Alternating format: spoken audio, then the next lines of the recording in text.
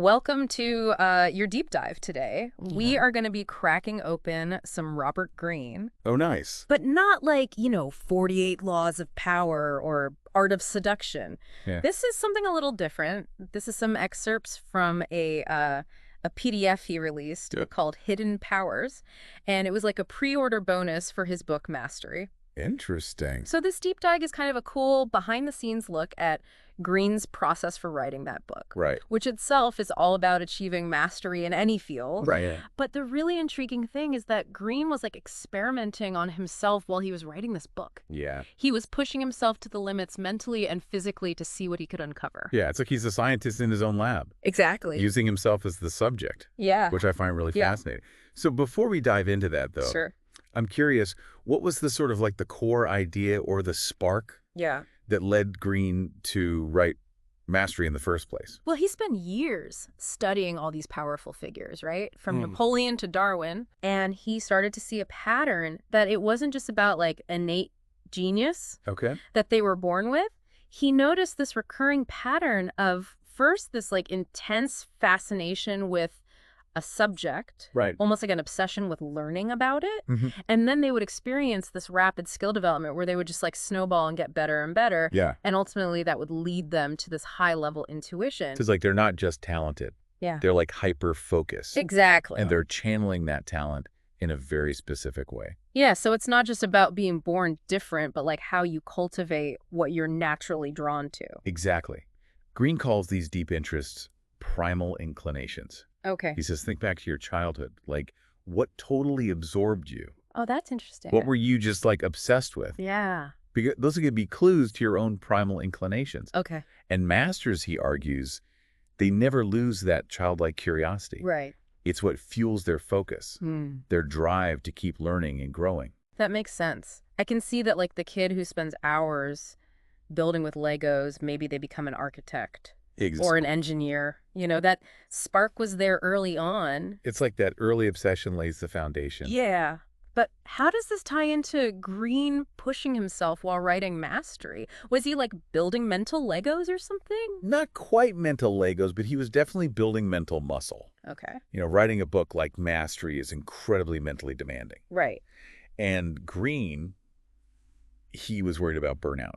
He feared that he would just run out of steam. Yeah. So he devised this two-pronged experiment. Okay. On the physical side, he kept up a really strict workout routine throughout the entire writing process. Oh, wow. He was aiming for what's called the plateau effect, which is where your endurance hits a new level, Okay. and it sort of stays there. So it's not just about getting a six-pack abs or... No, it's not about the aesthetics at all. It's like a mental six-pack. Yeah, that's a great way to put it. It's about building that mental stamina. Right. But he didn't stop there. On the mental side, he did daily Zen meditation, or Zazen, Oh, wow. to sharpen his focus, access his intuition, and combat that mental fatigue. So it's like he's a monk training alongside the athlete. Exactly. He's like a warrior monk preparing for battle. But did it work? Did all this training pay off, or did he crash and burn? Wow. I mean, we've all been there, right? Working on something huge and suddenly the deadline's breathing down your neck? Oh, yeah, he hit a wall, and he hit it hard. Oh, no. He fell behind schedule, and he was facing an 11-week deadline to finish the 2 toughest chapters of the book. 11 weeks.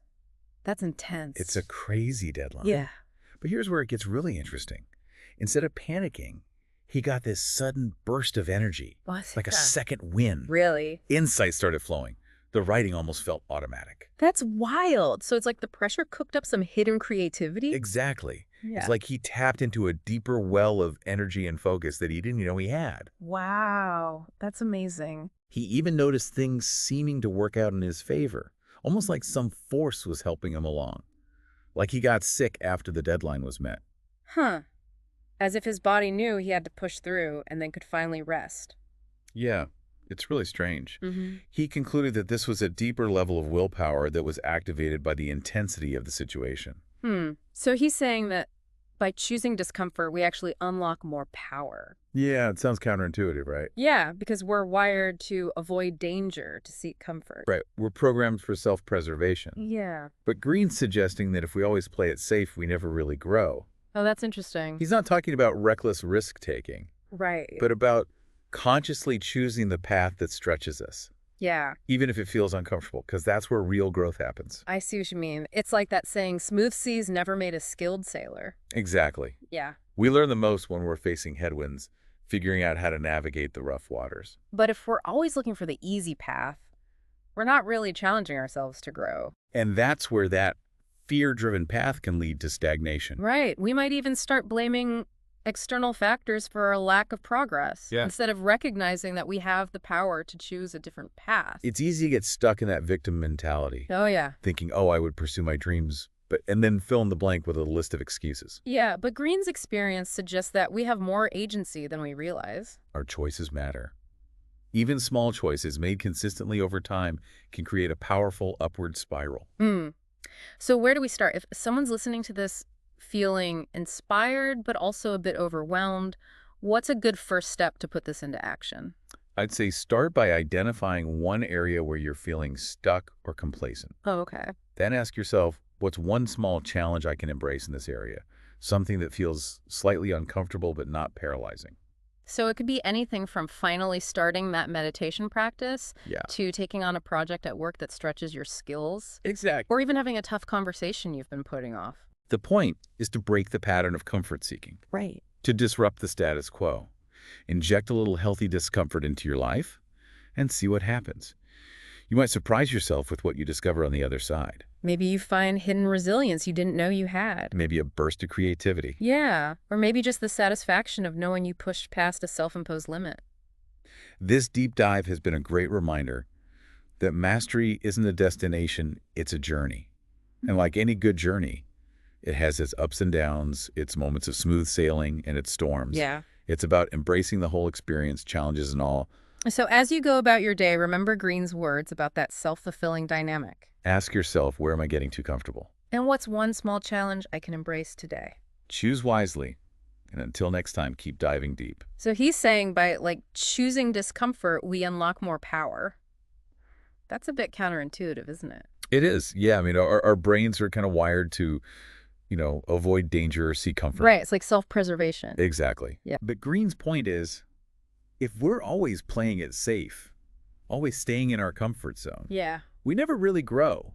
I see what you're saying. He's not advocating for reckless risk-taking or anything, Right. Of course not. but more like consciously choosing the path that stretches us, Okay. even if it feels a little uncomfortable, because that's where the real growth happens. So it's like that saying, smooth seas never made a skilled sailor. Exactly. Yeah. You got to face those headwinds to really learn how to navigate. Yeah. If we're always looking for the easy path, we're never really challenging ourselves. And that's how we end up on that fear-driven path, the one that leads to stagnation. Right. And then we start blaming external factors for our lack of progress. Exactly. Instead of recognizing that we have the power to choose a different path. It's like we get stuck in that victim mentality. Yeah, it's easy to fall into that trap thinking, oh, I would pursue my dreams, and then comes the list of excuses. A million reasons why we can't. Exactly. But Green's experience suggests that we have way more agency than we think.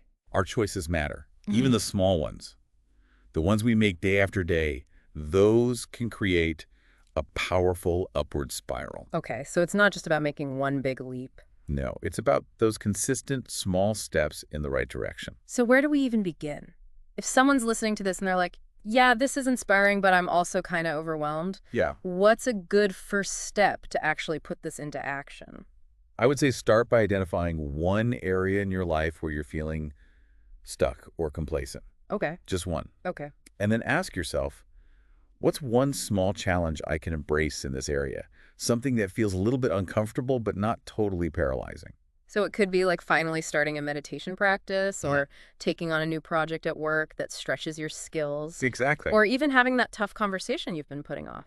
Any of those could work. Yeah. The key is to break that pattern of comfort seeking. Okay, so disrupt the status quo. Exactly. Inject a little healthy discomfort into your life and see what happens. You might be surprised by what you find on the other side. Yeah, maybe you uncover some hidden resilience. Or a burst of creativity. Yeah. Or maybe just the satisfaction of knowing you pushed past a limit you set for yourself. This deep dive has been a great reminder that mastery isn't a destination, it's a journey. Right. And like any good journey, it's going to have its ups and downs, its smooth sailing and its storms. For sure. It's about embracing the whole experience, challenges and all. So as we go about our day, Let's remember Green's words about that self-fulfilling dynamic. Ask yourself, where am I getting too comfortable? And what's one small challenge I can take on today? Choose wisely. And until next time, keep diving deep. So he's saying by choosing discomfort, we can like unlock hidden potential. It's pretty interesting. Yeah, it is. It's like he almost engineered that intense situation for himself. Right. He didn't just accidentally stumble into it. Exactly. It's like he knew that putting himself in that pressure cooker would bring something out. Yeah, but it's not about like seeking out suffering just for the sake of it, right? No, not at all. It's more about recognizing that growth rarely happens when we're comfortable. Right. It takes a conscious choice to push beyond those boundaries, to embrace the discomfort that comes with growth. It's like that saying, smooth seas never made a skilled sailor. Yeah, we learn the most when we're facing those headwinds. Yeah, figuring out how to navigate those rough waters. Exactly. But if we're always seeking out the easy path, always trying to avoid discomfort, Yeah. then we're never really challenging ourselves to grow. And that's where that fear-driven path can lead us. Yeah? To stagnation, to complacency. Exactly. We might even start blaming external factors for our lack of progress, Oh, yeah, it's easy to fall into that trap. instead of taking responsibility for our own choices. Right, it's like that victim mentality. Yeah, thinking, oh, I would pursue my dreams, but... And then comes a million excuses. But Green's experience shows us that we have more control than we think. Our choices matter, even the small ones. Yeah. Those little decisions we make day in and day out, Right. those can create a powerful upward spiral. Okay, so it's not about waiting for that one perfect moment or making one giant leap. It's about those consistent small steps. So for someone listening who's feeling inspired, but maybe a bit overwhelmed too, Yeah. what's a good first step to actually put all this into practice? I'd say start by picking just one area of your life where you're feeling stuck or complacent. Okay. It doesn't have to be huge, just one thing. One thing. And then ask yourself, what's one small challenge I can embrace in this area, something that feels slightly uncomfortable, but not totally overwhelming? Okay. Something you can actually commit to. So like finally starting that meditation practice we talked about, That's a great one. or volunteering for a project at work that stretches you a bit. Yeah. Or having that tough conversation you've been avoiding. Right. It's about stepping outside that comfort zone in a manageable way. Exactly. The point is to break the pattern, to disrupt that status quo, I like that. Inject a little healthy discomfort into your life. and see what happens. You might be surprised by what you discover. Maybe you find some hidden resilience you didn't know you had. Maybe a burst of creativity. Or just that satisfaction of knowing you pushed past a self-imposed limit. This whole deep dive has been a great reminder that mastery is not some finish line. Right. It's a journey. Yeah, a constant evolution. Exactly. And like any good journey, there's going to be ups and downs, smooth sailing and storms. That's life, right? It's about embracing it, all the challenges, the triumphs, the whole experience. So as you go about your day today, remember Green's words about that self-fulfilling dynamic. Ask yourself, where am I getting too comfortable? And what's one small challenge I can take on today? Choose wisely, and until next time, keep diving deep.